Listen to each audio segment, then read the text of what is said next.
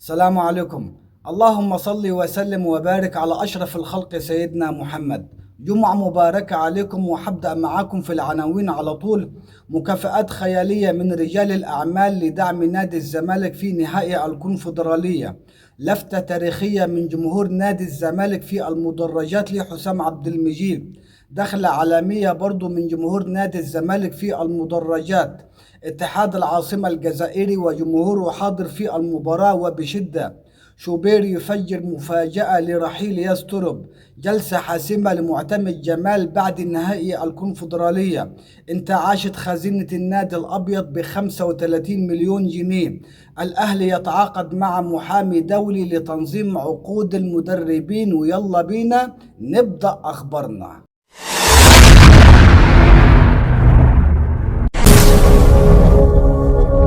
وقبل ما ابدا معاك يا برنس، بقول لكل اخواتي شكرا على اخر فيديو انا نزلته، بس مش شكرا على التفاعل عشان ما فيش حد اتفاعل معايا اصلا غير بالمشاهدات بس. يعني انا بقول لكم شكرا عشان ده اول فيديو بجد انا انزله محدش يشتمني فيه. بجد شكرا شكرا، مش عارف اودي جمايلكم فين والله. طيب قبل ما ابدا معاك، عايزين نوصل الفيديو ده ل 1525 مليون لايك. ايه الرقم ده اليوتيوب لو شاف الرقم ده عندي هيبعت لي رسالة شكر ويعزمني على كوباية عصير. ما علينا، يلا بينا نبدأ أخبارنا. جمهور الزمالك عمل لفتة خطيرة لحسام عبد المجيد، هتشوفوها في المدرجات. وافتكروا كلامي ده قبل المباراة، اديني بقول لكم اهو قبل المباراة ب 24 ساعة. جمهور نادي الزمالك عمل لفتة عشان خاطر يدعم حسام عبد المجيد. تخيل بقى ان 46 اسد في المدرجات بينادوا باسم واحد بس. شفت بقى حب الناس؟ يعني ربنا سبحانه وتعالى لما بيحب واحد بيحب فيه كمان عبده. فانتوا عارفين مستوى حسام عبد المجيد مش اخر حاجة، يعني مش احسن حاجة يعني. طيب دخولية جمهور نادي الزمالك، الدخلة بقى اللي هيدخلها جمهور نادي الزمالك بقى، هقول لكم دخلة فظيعة. دخلة انتوا كلكم هتتفاجئوا بيها، جميلة جدا جدا، بسم الله ما شاء الله، انتوا بجد هتتفاجئوا بيها. اتحاد العاصمة الجزائري، جمهور الاتحاد العاصمة، يعني بص هو مصرح له ب2000 واحد بس من الجمهور يحضروا المباراة. لحد دلوقتي وصلوا كام؟ 5000 كل يوم. الطيارة بقى شغالة بقى من الجزائر لمصر، كل يوم بقى ايه يجيب شوية شوية لحد ما وصلوا 5000. ولسه كمان بكرة ان شاء الله المباراة يوم السبت، برضو في ناس تاني هتاجي. طب ال5000 او الازيد من 5000 هيدخلوا كلهم كده؟ لا، هقول لك لا. اللي مصرح لهم بس 2000 مشجع بس في المدرجات، وكمان مش كلهم هيدخلوا غير اللي معاه التذكرة والفي اي بي. تمام، انا مش عارف بيقولوا عليها ايه بس هي ما علينا. الاعلامي احمد شوبير قال تم الاتفاق مع مدرب يسترب بفسخ التعاقد بالتراضي مقابل 5 شهور. يعني هو هياخد 5 شهور وهيمشي. طيب ايه قصة ال5 شهور دول؟ يسترب هياخد 5 شهور، مجموع يعني 1,250,000 يورو. ال5 شهور يعني حوالي كده 80 مليون جنيه. تخيل بقى 80 مليون جنيه يفكوا لك 8 9 قضايا رفع قيد من نادي الزمالك. شفت بقى ازاي؟ إدارة الكورة عبد الناصر محمد وجون أدور هيعملوا جلسة مع معتمد جمال بعد نهائي الكونفدرالية. طب ايه معنى الكلام ده يا نجم؟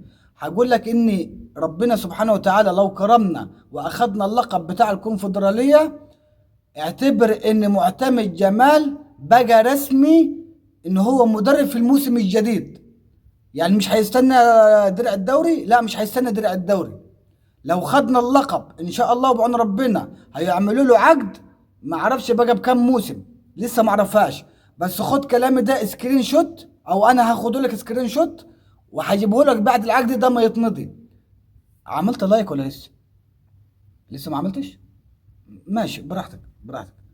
طيب ماشي، هقول لك. خزينة نادي الزمالك تنتعش ب35 مليون جنيه من ابلكيشن زملكاوي.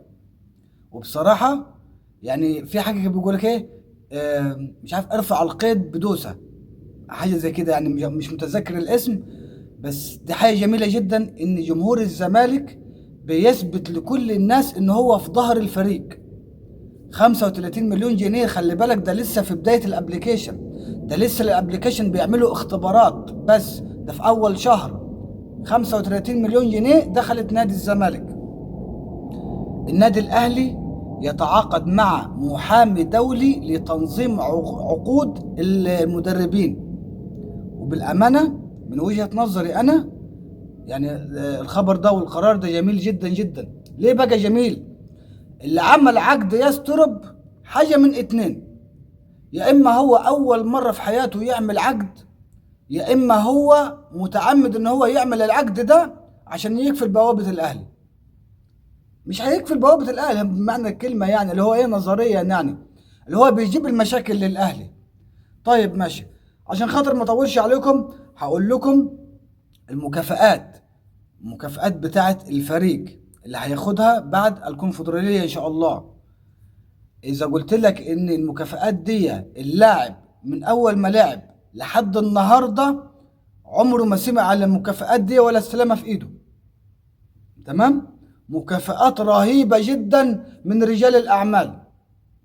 انا ما اعرفش الارقام ايه هي، بس بقول لك مكافآت كبيرة جدا جدا، لدرجة ان اللعيب نفسه لما سمع الرقم اللي هو اتفاجأ، اللي هو ازاي يعني انا هاخد المكافأة دي.